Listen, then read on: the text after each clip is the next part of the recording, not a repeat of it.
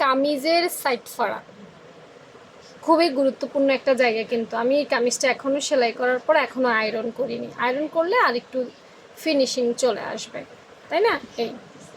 তো এই সাইড ফাড়াটা সেলাই করতে গিয়ে আমার অনেক আপু আছো যাদের আসলে সাইড ফাড়াটা সুন্দর হয় না। হ্যাঁ, তার কিছু কারণ কিন্তু আছে। কাটিংয়ের সময় আমরা কিন্তু কিছু ভুল করে থাকি, দেখা যায় তো না? হ্যাঁ, আমরা কিন্তু কাটিং করার সময় কিছু ভুল করে থাকি, এই ভুল থেকেও আমাদের সমস্যাটা হয়। আচ্ছা দেখো আপুরা, আমি কিভাবে কাজ করি, আমি তো আমার অভিজ্ঞতাটাই শেয়ার করব, তাই না?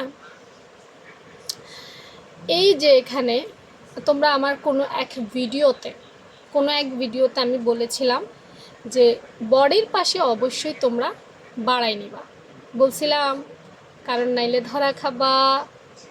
বলেছিলাম কোনো একটা ভিডিওতে, না দেখলে, যদি না দেখে থাকো, নতুন ভিডিও দেখো, তাইলে বলবো তোমরা আগের ভিডিওটা একটু দেখো। এখন বডি সাইডে বেশি নিতে গিয়ে অনেকেই কি করো জানো, এই যে সাইড ফাড়া যেখান থেকে সেলাই হয়, মানে কোমরের থেকেই তো সাইড ফাড়া সেলাই হয় নাকি, এই অংশতেও অনেকেই কী কর, বাড়িয়ে নেওয়ার চেষ্টা করো।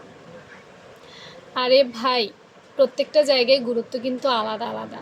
এক জায়গায় বাড়াতে বলেছি বলে তুমি আরেক জায়গায় বাড়িয়ে নিবে, এটা কিন্তু না, এটা অনেকটা নকল করার মতো হয়ে যাবে। তাইলে বুঝে শুনে কাজ করতে হবে।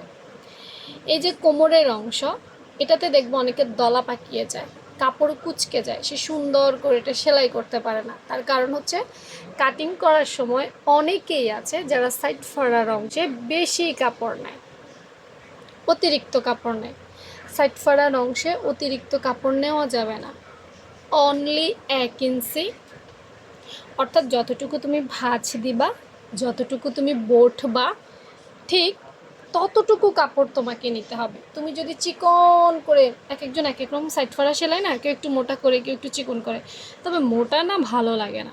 1/2 ইঞ্চি করে, যেটা দেখো আমি যেটা সেলাই করছি, এটা একটা স্ট্যান্ডার্ড সাইজের সাইড ফাড়া, দেখেছো? এর চাইতে আসলে তোমার কম দিলেও ভালো লাগবে না, বা বেশি দিলেও ভালো লাগবে না। তো এখানে সেলাইয়ের সময় বা কাটিং করার সময় 1 ইঞ্চি রাখবা, এর চাইতে একটুও বেশি রেখো না, না হলে এই জায়গাটা দলা পাকিয়ে যাবে, তুমি ঠিকঠাক পারফেক্টভাবে এই জায়গাটা সেলাই করতে পারবে না। দেখো এখানে কিন্তু কোনো রকম দলাও পাকায় নাই, কিছুও হয়নি। হ্যাঁ, প্রত্যেকটা জায়গার মাপ নেওয়ার ক্ষেত্রে কিন্তু আলাদা আলাদা, সেগুলো তোমাদেরকে ফলো করেই কাজ করতে হবে, ঠিক আছে? তাহলেই কাজটা সুন্দর হবে। তা আমি আসলে ছোট ছোট করে আমার কাজগুলো দেখানোর চেষ্টা করছি। ভালো থেকো সবাই, আল্লাহ হাফেজ।